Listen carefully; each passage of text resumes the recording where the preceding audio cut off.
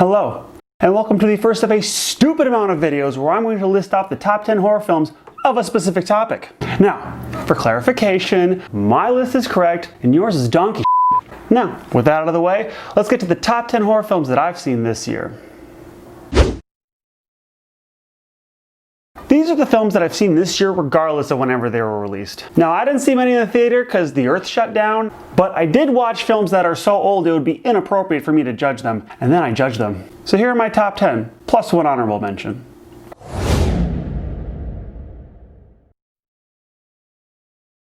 Honorable mention because it's not even like close to horror. I just included it because of Papazilla. The 1998 version of this franchise nearly killed off an entire generation of Godzilla lovers. And the 2014 version was an attempted death knell. But then in 2019, the writers realized no one gave a Walter White about a teary-eyed speech. And so they released into the world this unbelievable Royal Rumble. Big dumb green screen boom boom sky battles with a bunch of humans standing around like...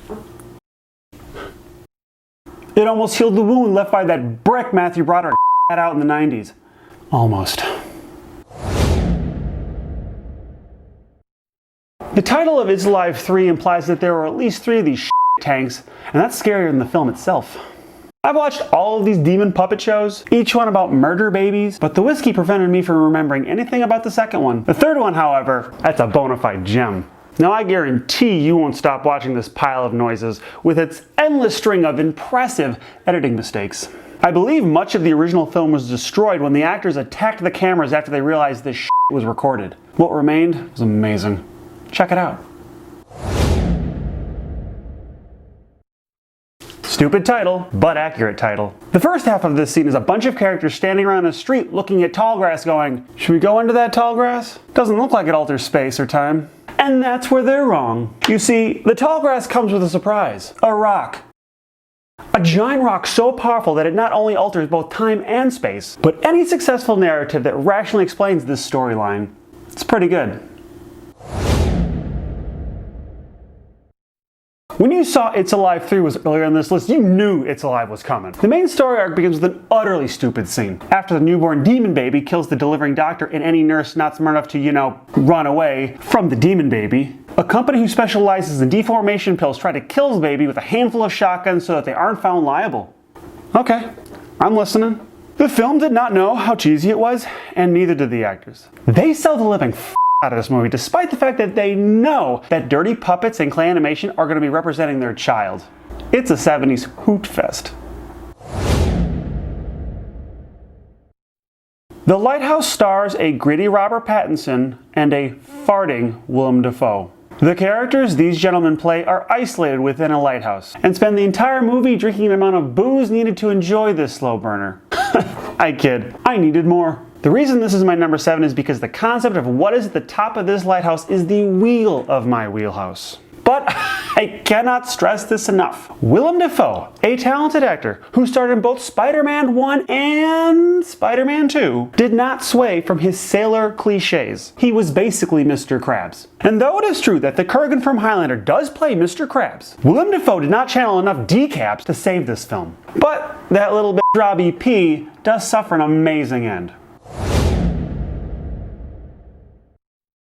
David Cronenberg's films are often the vomit form of other films. The Brood, for example, is just Kramer vs. Kramer in vomit form. The film uses a lot of slamming doors and giggling children in 70s styles clothing to scare the shit out of you, but I don't want to talk about any of that.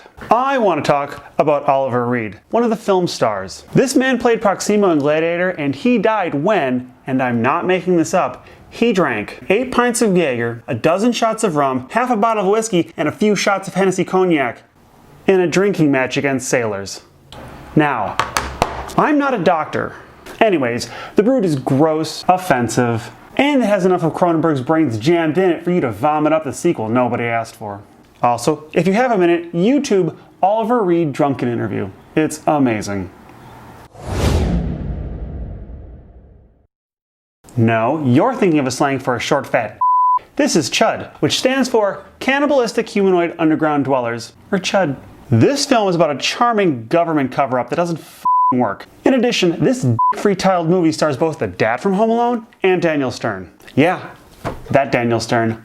That is a duo only a chud would miss. Now, Right off the bat, there is not as much cannibalism as you'd expect in a Daniel Stern flick. But there are a lot of humans dwelling underground. It's B-rated, it's silly, and it's oddly relatable. Since the government cover-up is so brain dead, I expect to hear about it in the news tomorrow.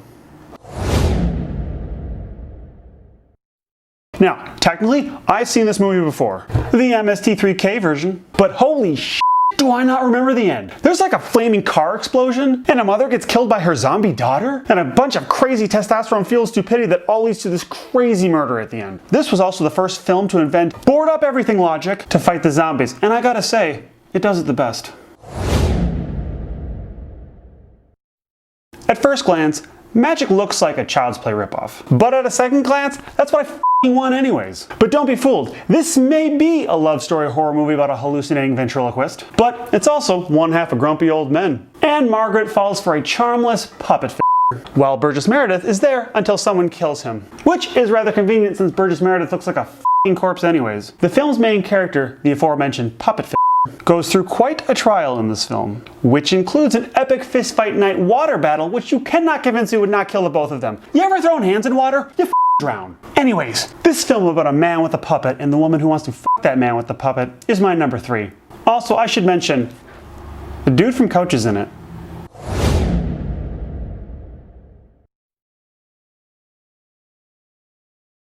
The Color Out of Space was the poetic version of a sliced finger. As someone who has read most of Lovecraft, I can safely say that this garbage novella was so bad that turning it into a film starring Nicolas Cage was justified punishment. To sum it up, it begins with some alien dumping his poops into a hillbilly's well. Then, some color that no one can understand and the reader can't understand eats a farm or whatever. Anyways. This film redeems this iambic head injury. First off, there's color, so right away it's a party. Second, there's a scene where the color melts a whole bunch of alpacas or emus or whatever the a goat is. And thirdly, there's some people melting. Oh, right, and I almost forgot. Nick Cage is in it. It's good. And don't read the book. First of all, only a skanky dingbat would consider this to be a sequel to the Shining movie. It is nothing more than the film version of Dr. Sleep. What I mean by that is, though we followed Danny Torrance after the events of the Shining movie, the world in which this movie lies is nothing like The Shining. This film is closer to a DC or Harry Potter romp, though instead of running a school, Dumbledore and his junkies swallow children like ecstasy. Now, I love me a drugged up Dumbledore as much as the next lawless gutter pig. But I was initially put off by the sheer amount of Trailer Park supervillains Obi-Wan has to sniper to death. I really did like it. But it should be known, the director of this film, who if anyone knows who that is, did not channel Kubrick. So, what were your favorite horror films that you saw this year?